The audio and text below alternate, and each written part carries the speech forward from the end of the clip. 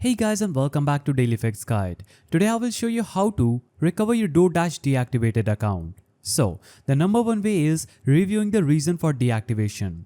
So, DoorDash will notify you via email or in-app messages explaining why your account was deactivated. Common reasons include policy violations, low completion rate, and cancellations or suspicious activity. Understanding the reason is crucial to tailor your appeal. Now, you can submit an official appeal. Use the appeal form via the email link or the Dasher app. Provide your account details, explain the situation, remain polite, and admit any mistakes and emphasize your commitment to following the platform policies. Now, attach any supporting evidence like screenshots, delivery records, or communication with support. Now, third step is allowing time for review. So, responses typically range from 1 to 2 weeks. And if you haven't heard back after 14 days, follow up with the support and include your ticket or request ID.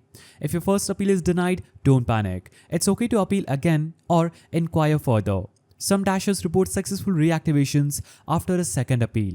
Now, if approved, you will receive notifications and regain access. Some reports say that reactivation was effective within days to weeks depending on the issue. Now, DoorDash track phone numbers, IPs, bank info, and devices. So creating a new account risks immediate re-deactivation. Many sources emphasize that appealing is the only legitimate route. So consider working with other platforms like Uber Eats, Grubhub, Instacart, Amazon Flex, etc. Legal arbitrations may be an option if you believe there was a wrongful deactivation. So that's how you can do it. If you found this guide helpful, please don't forget to give it a thumbs up and thanks for watching.